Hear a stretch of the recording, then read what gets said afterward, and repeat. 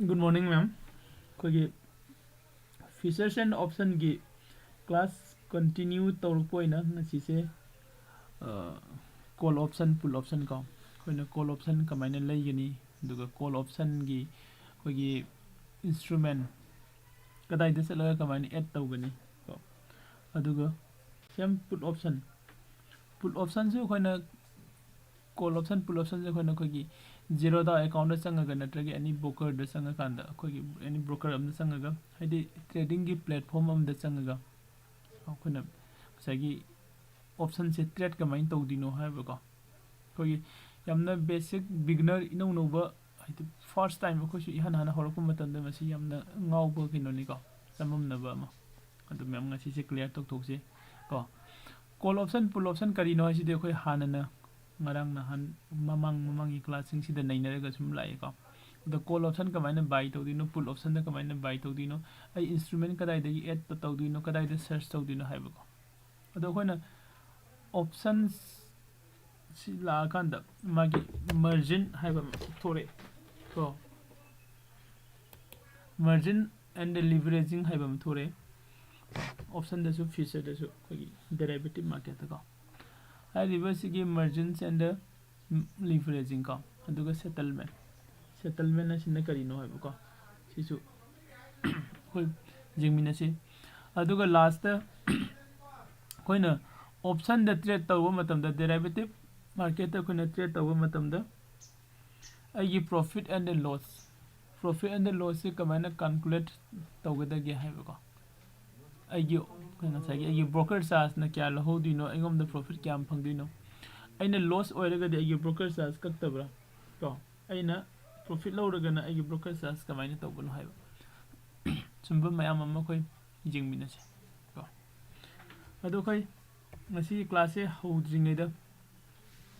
ai mayam da kana kaktanga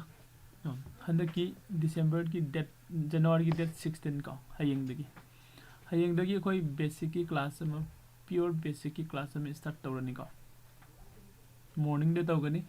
7:30 am da ski matam sida ka hariba class e koi pure basic stock market class oigani ka stock market ki class sida yawgado details ka haidi course detail do ai next ki kano da mayam da dum haicharake horen evening blog da ka ado free of course ne paisa amte lawje de ko aduga hoji akoina tawriba class ina derivative market ne ko option strategies ka lo yawrakini aduga koi technical analysis su koi nimidang da pung nipan makai so de nuti gi neinari to koi nuti gi jeng minari ko aduga topa masu koi ETL school of finance ina daily life trade ka koi screen sharing tawraka da nutigi trade su tawminari natra so in tawraga ETL school of finance na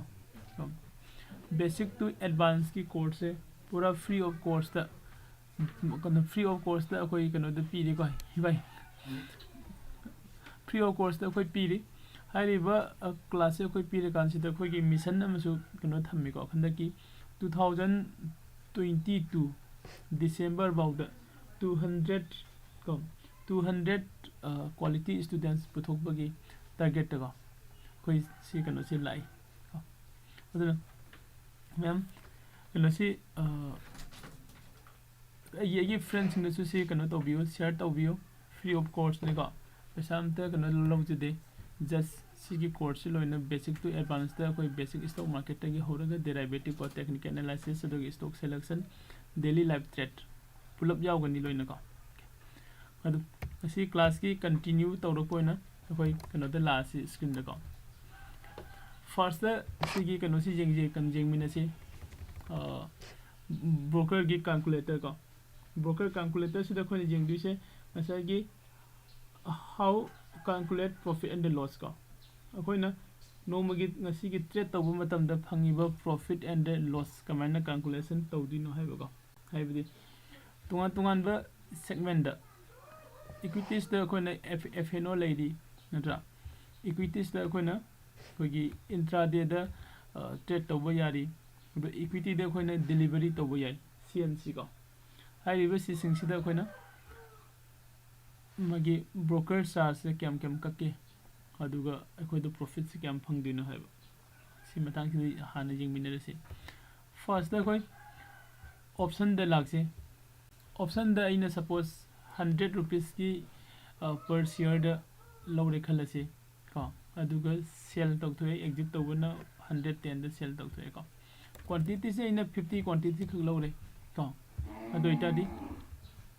I broker charge से मतम खुदी मक्त maximum 40 दगी हेलोय को ma'am खंगदोबा 40 दगी हेलोय अदुगा कोगी अतोप charge STT दे कोई exchange की charge clearing charge GST SEBI की charge stamp duty सी ma'am से पुल जाओ का टोटल टैक्सेशन चार्जेस है 56.9 अराउंड 60 मु हायर फाइनल लाकने आई टोटल प्रॉफिट ती क्या नोइन फंगिदो 10 into 50 500 फंगदोबने 500 फंगदोबसिदा सी माइनस ता होरगा 443 को लगभग को अराउंड फाइनल फंगे अदो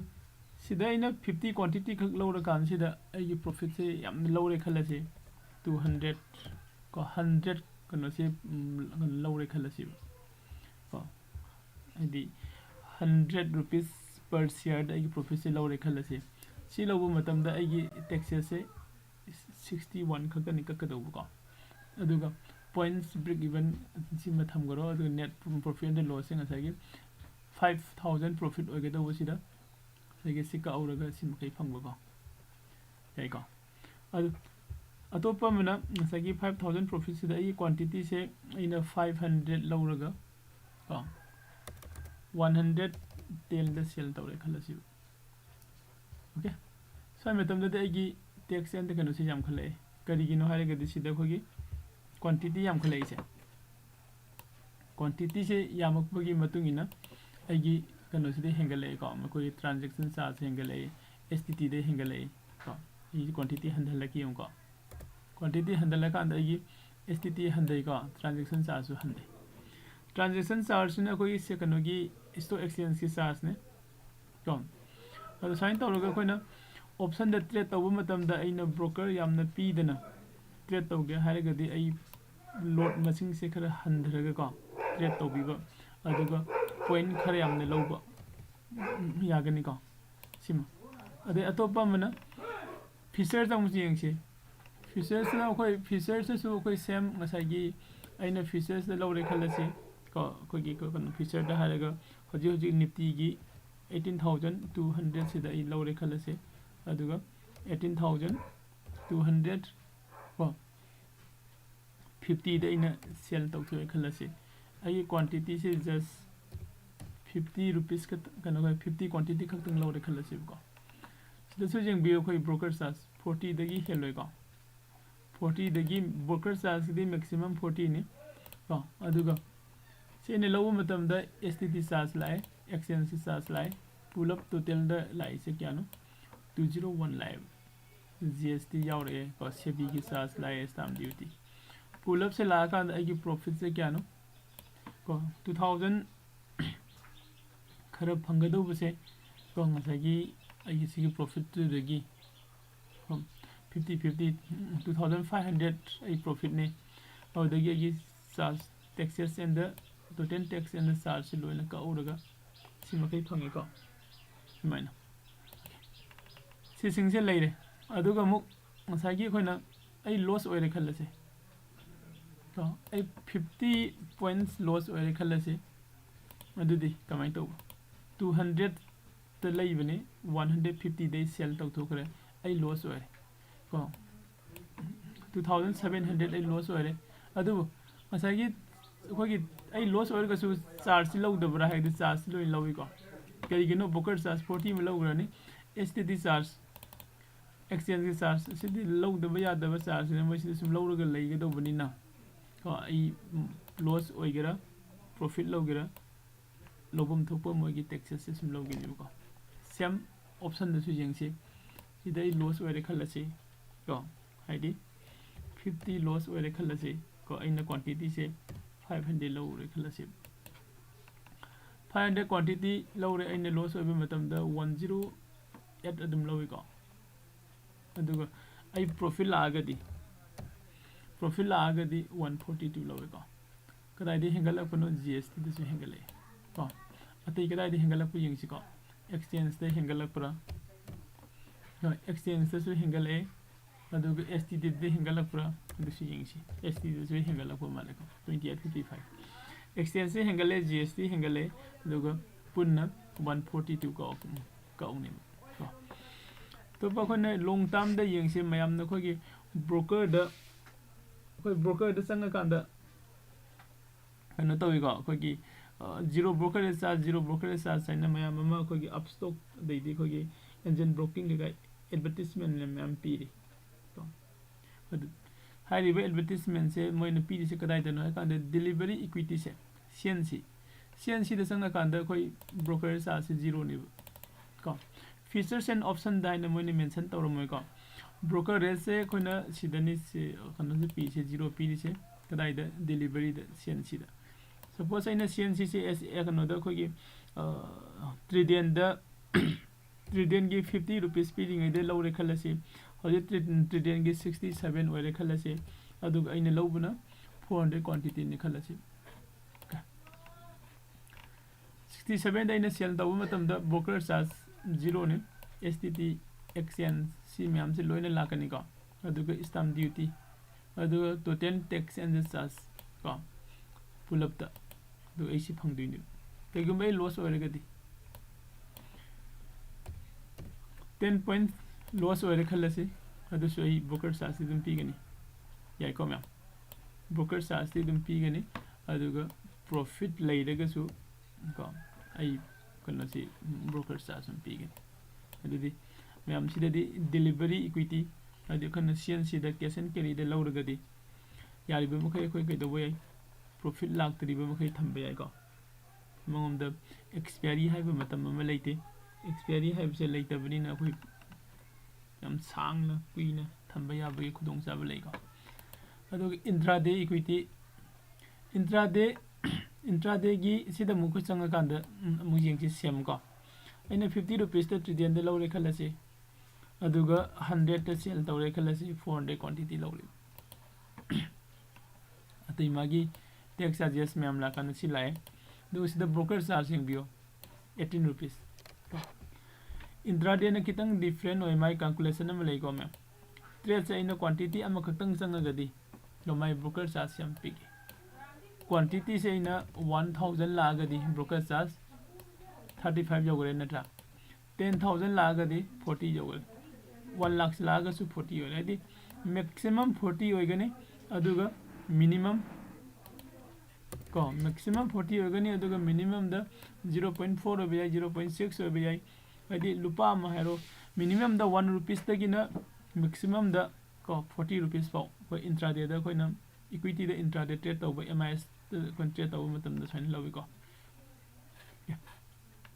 अद सिदसु सेम सम माने अइना कगिम लॉस ओरेगदी 10 पॉइंट लॉस ओरे खलसे अइना को 400 क्वांटिटी लव मतम द को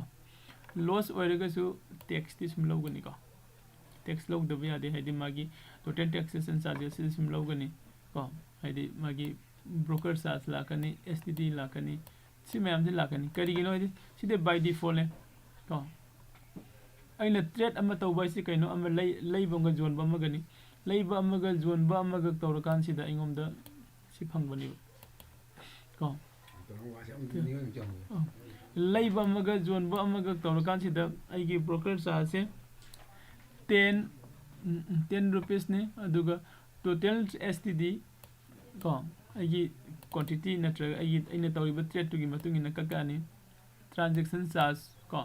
खोगी स्टॉक एक्सचेंज की ट्रांजैक्शन चार्ज आइगी ट्रेड तुगी मतुंग इन दुम ककानी मांगसु तोंगसु आइगी ट्रांजैक्शन नि तौरी नत्र कक्तब यादे जीएसटी इंडियन गवर्नमेंट की गुड्स एंड सर्विस टैक्स तुनी पीदब यादे सेबी की चार्ज पीदब यादे स्टैम्प ड्यूटी पीदब यादे नट्रा सी मैम से लोइने पुंसी लगा कोई 18000 को 1818.85 को सुमना कगी को ओके अदो एग्जांपल अमु जेंसी एसबीआई दा इन ट्रेड अम लौरे खलसे 55 द लौरे खलसी अदुगा इन 555 55 द सेल तौरे खलसी क्वांटिटी मका ई practice तौबगे in लौरे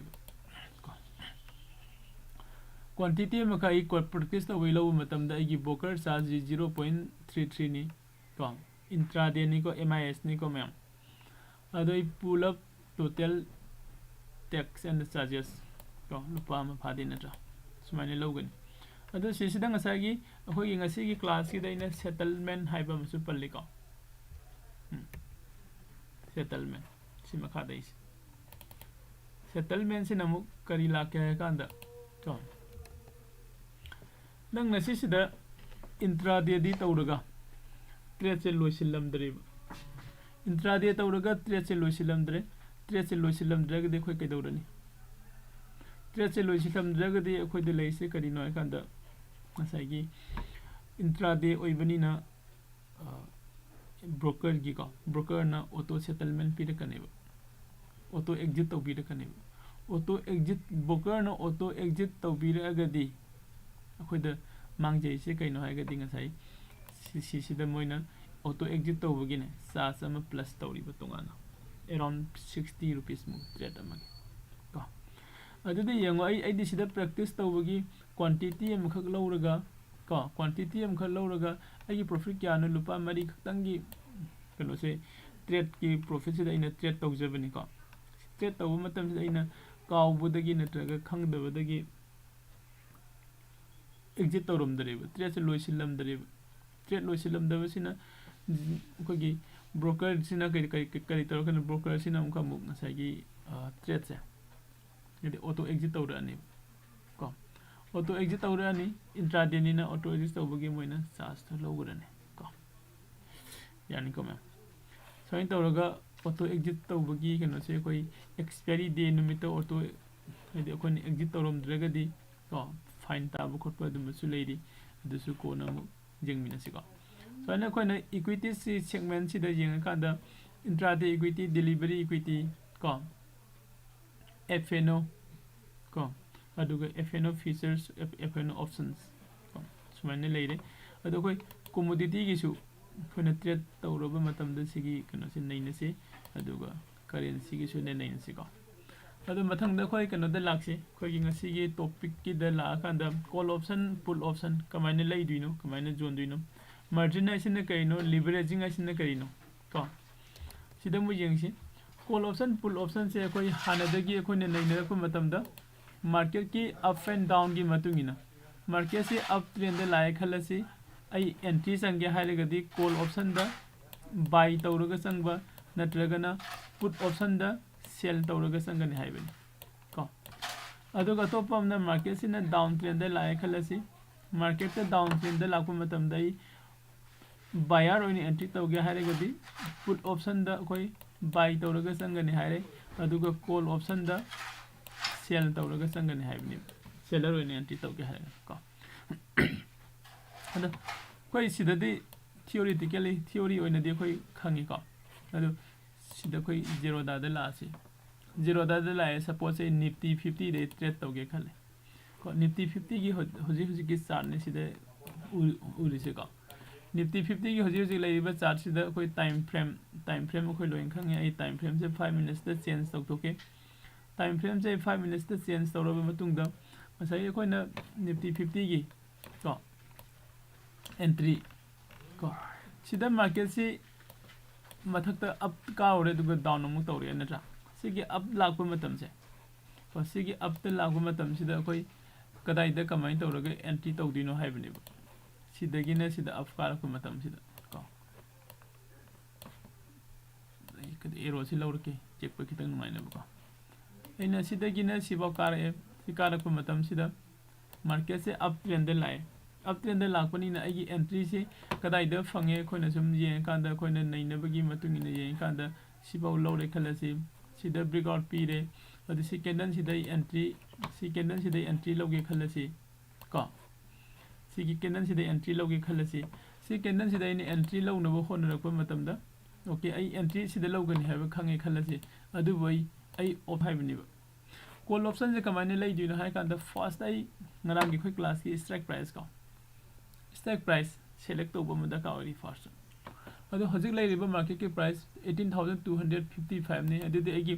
eight the money द इन चंगे हाइरगदी 18250 से कोई एट द मनी ने से इरकांद कोई सर्च एंड मसई इन चंगिबदा इमते रिपीट तौंगे को सर्च को सगी watch list की मथक ते लेरिबा सर्च है सिसिदा इसंग कांसिदा 18250 18250 से कोई सर्च तौ कांद सिदा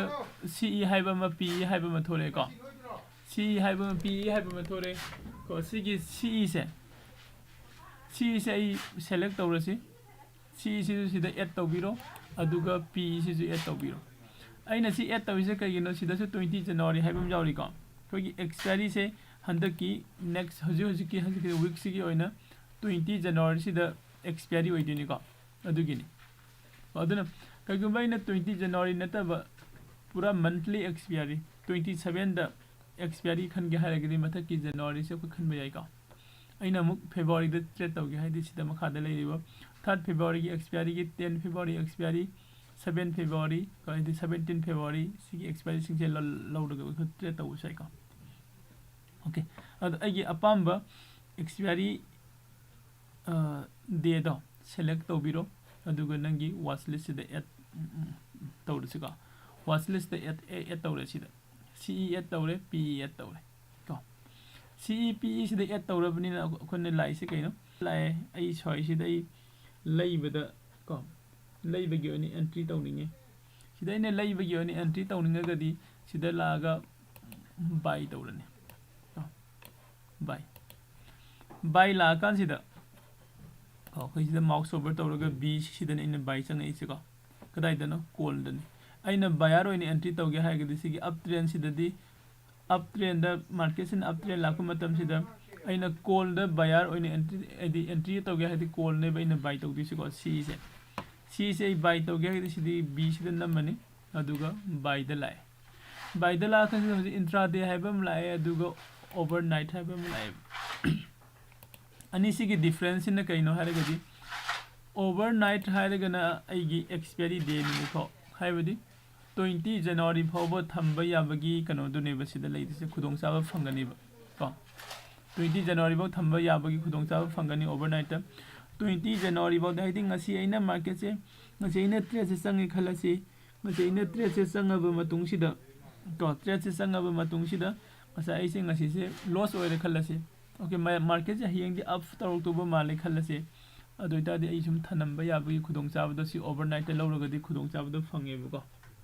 अदो कइगुंबा इन ओवरनाइट नतबा MIS ता लौरगदी सिगी MIS हाइबदी इंट्राडे ने मार्जिन इंट्राडे स्क्वायर ऑफ को हाइ मार्जिन इंट्राडे स्क्वायर ऑफ हाइबनिना नंगी कनो से ngasi loisillamgadobni yani ko ngasi loisingadobni nangi trade se ngasi mak loisingadobni overnight लौरगना नंगी एक्सपायरी डे नुमितुबो नंगी ट्रेड से को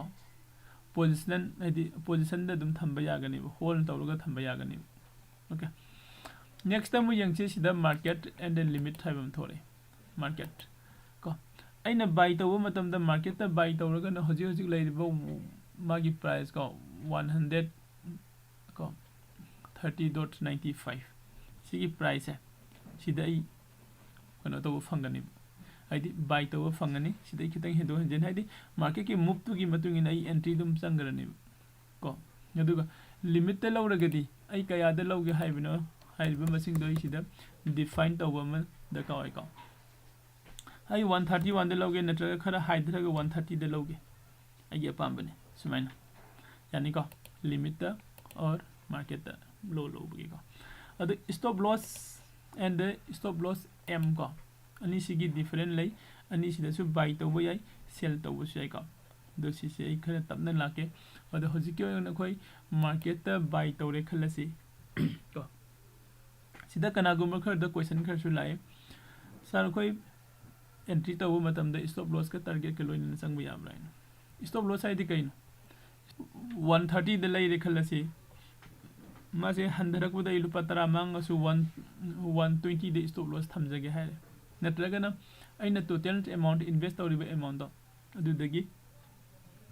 10% मांगसु आई कछु काइदे अदुगा 10% की profit I थमगे खलगा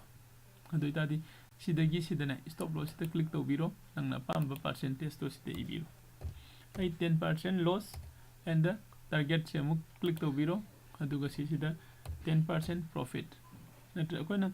risk reward ratio की मतुंग इनदी 1:1 द ट्रेड तौगे हायरदी आगे सक्सेस रेट से खरा वांगबदा कावेका अदु अइना कनो तौरसु 1:1.5 की सक्सेस कनो द इन ट्रेड तौगे हायरगन सिदा 15% थम्बियो नत्रगन सिदा 10% थमगा सोमना कंदा 5% थमसैका ओके यानी को मैं टारगेट से पुन कोई सिदा एंट्री तौबो याबगी खुदोंग साबसु फंगिका ओके नेक्स्ट टाइम मखादा लासी मार्जिन रिक्वायर है बम थोरा में सिदा को मार्जिन रिक्वायर सिना अइना ट्रेड से लौब मतम द अइगोम दगी अइगी पॉकेट दगी इन्वेस्ट तौदबा यादबा अमाउंट दो अदुगी अमाउंट दुनी को से बाय तौरनी बाय तौर कांदा कदाइ द संगरनी अइगी पोजीशन दे लाखरनी को पोजीशन दे लानी पोजीशन दे ला कांदे profit and loss Urni profit and loss तुगी मतुंग इना कोइना होरेन सेल तौथोके हारेगसु सेल तौबा यानी को सपोज सिसे पोजीशन दे लेबनी खलसी अइना होरेन सेल तौथोके हारेगदी दो दो सिदा चंगबिरो अदुगा सिदा एग्जिट तौथोपियो ओके यानी को सिगी एग्जिट तौरपगी मतंग सिदा अमुक सिदा stop loss and the stop loss एम हाइबमथु यावरी ओके अइना मार्केट से हाइदरगदी तो स्टॉप लॉस थमगे हाइरगदी सिदगी मेंटेन तौरसु याई को अतोपा मनंग सा अखोने अतोपा मखागी जीटीटी दा ngasai अखोने थंगिबदो को सि लॉन्ग टर्म ओइबगिनि थोरक्ते से को या अदु अखोने थंबा यानी मेंटेन को ओके अदु हजिकी खोने सिदा निफ्टी 50 की मतुंगिना मार्केट से अप ट्रेंड दा अखोने बाय तौगे हाइरगदी को निफ्टी 50 की मतुंगिना अखोने अप ट्रेंड दा कोई बाय तौगे हाइरगदी हजिक कोई उगरे नत्रा कमाइन तौरगा बाय तौगनी हाइबम को मार्केट से सिदा हाइगलक मतम सिदा आई कॉल द बाय तौरे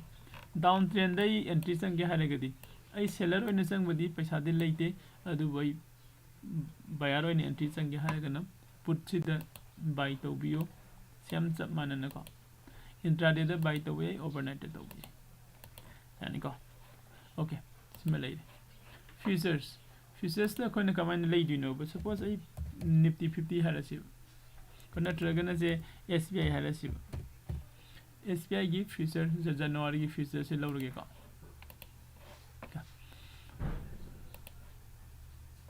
सिना कोई एसबीआई की चार्ट एसबीआई की चार्ट से की मतुंगिना मार्केट से कोई अपलोम न चली डाउनलोड न चली से येंगा कांदा इने फ्यूचर से सेल तौगे नत्रगा बाय तौगे खले ओके आई बाय तौगे खलसी बाय तौबा मतमदा असागी लोड अमा पुलप लौबे लौदबा यादे को असाई ऑप्शन दसु खोइना सिदा बाय ये कांदा सिदा 50 ने थोराइसे 50 क्वांटिटी से 50 क्वांटिटी से लोइन लौदबा यादे हनबा यादे हेंगके हागसु लोड अमा हेंगलगा 100 क्वांटिटी ओइदिनी यानी को अदो सिगे फीचर सिदा संगे सिदा बाय तौगे हायरे हजी लेरिबी एसबीआई की प्राइस क्या नो सिदा लेइसे 509 ने अइने लौदिबा क्वांटिटी से क्या नो 1500 ने लोड अमगी सिदगी हंधबा यादे मिनिमम क्वांटिटी ने खोइ लौदिसे को अदो 509 1500 into 509 क्या तागेंग बियो 7,63,500 का 7,63,500 साइन ताई का पुलप टोटल अदुगो सिसिदा मार्जिन रिक्वायर्ड लेइसे कदी 2,70,752 सिसिनि 2,70,000 का सिदगी माइनस तौसे 2,70,752 सिदा हाइजे कइनो अइना असेंगना पीगदोबो अमाउंट दी 7,63,500 से पीरगा सिगी फीचर की ट्रेड से संगदबने अदु कोई जेरोदा ना हाइसना सारिबे अमाउंट से सि पुलप पीरनो को नंगना सि खतंग पीरो हाय सी खतंग पिरो अदुगा अरेंबा अवाटपा अमाउंट लाख मरीगा लिसिंग मौद्रानी थोइगा सिगी चार्टेर का निफुनिपान से सिसिना जीरो दाना पुथोक पिरगे हाइबने को साइन तरो ngसाई जीरो दाना पुथोक पिरइबे अमाउंट से सिना लिवरेजिंग कविबा जीरो दाना खो दे लिवरेज तौबिरपनिबा को जीरो दाना खो दे लिवरेज तौरपने अदुगा अमाउंट अम अखोइदगी पॉकेट तगी पिरिबा 27072 से सागी सिदगी अमाउंट से सिसिना खोगी मार्जिन है खंगनेब सिना मार्जिन ने अदुगा अवाट पे पैसा जीरो दान हापी रे सिना लिवरेजिंग कवे को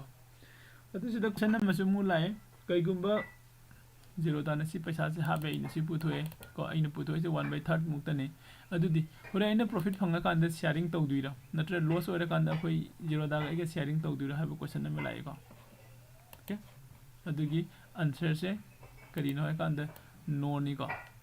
आदि शेयरिंग तौरोय को आइना प्रॉफिट फंगे आइना 5000 प्रॉफिट फंगे खंगासी सी आगी गाक्तने तो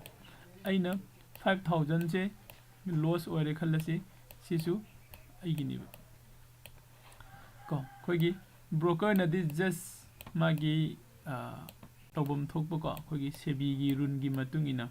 को खोइदा लिवरेज से क्याम पी दिनो हाइबदो अदुगी कनो खक्तनि खोइदा लिवरेजिंग क्याम तौदिनो हाइबदि मतुंगिना मोइना खोइदा मटिंग पांगबिरकपने जीरो दाना खोइदा कनो तौरकपने लिवरेजिंग तौबिरकपने को सो इन तौरगा खोइना फ्यूचर द ट्रेड तौबो जाई ट्रेड तौबो मतमदा मार्केट से फ्यूचर हाइजनि को future ngasi numit kharni sida nadraga next month study SBI se 600 jobo jai kai ni khallaga dei kai dawni futures dai buy tawraga trade tawba yagani hebo ado